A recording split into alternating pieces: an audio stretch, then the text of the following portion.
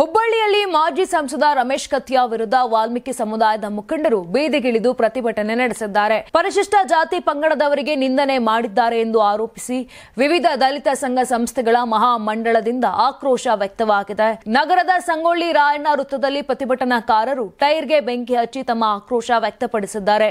ಈ ಘಟನೆ DCC bank ಚುನಾವಣೆಯ ಸಂದರ್ಭದಲ್ಲಿ ನಡೆದಿದ್ದು, ಸಮುದಾಯದವರು ರಮೇಶ್ ಕತ್ತಿ ಮೇಲೆ ಜಾತಿ ನಿಂದನೆ ಪ್ರಕರಣ ದಾಖಲಿಸಲು ಅವರನ್ನ ಬೆಳಗಾವಿ ಜಿಲ್ಲೆಯಿಂದ ಗಡಿಪಾರು ಮಾಡಲು ಆಗ್ರಹಿಸಿದ್ದಾರೆ. ವಾಲ್ಮೀಕಿ ಸಮುದಾಯದವರು ರಮೇಶ್ ಕತ್ತಿ ತಮ್ಮ ಗೌರವಕ್ಕೆ ಅವಮಾನ ಮಾಡಿದ್ದಾರೆಂದು ತಿಳಿಸಿದ್ದಾರೆ ಮತ್ತು ಯಾವುದೇ ಚುನಾವಣೆಯಲ್ಲಿಯೂ ಅವರಿಗೆ ಮತ ನೀಡಬಾರದು ಎಂದು ಎಚ್ಚರಿಸಿದ್ದಾರೆ.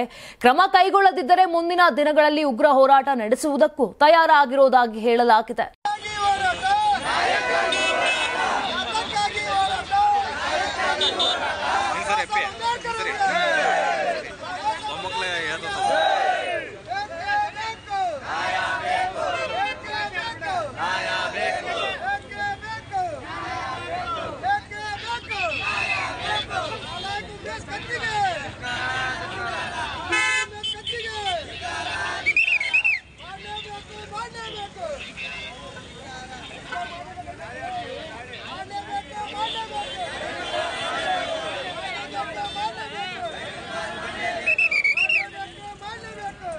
ನೀವು ಸಣ್ಣ ಆಗ್ಬೇಕಲ್ವಾ? ಅದು ಒಂದು ಉತ್ತಮ ಆಹಾರದಿಂದ ಸಣ್ಣ ಆಗ್ಬೇಕಲ್ವಾ? ಪ್ರತಿದಿನ ನಮ್ಮ ಜೀನಿ ಸ್ಲಿಮ್ ನ ಯೂಸ್ ಮಾಡಿ ಯಾವುದೇ ಸೈಡ್ ಎಫೆಕ್ಟ್ ಇಲ್ದಂಗೆ ನೀವು ಸಣ್ಣ ಆಗ್ತೀರಾ.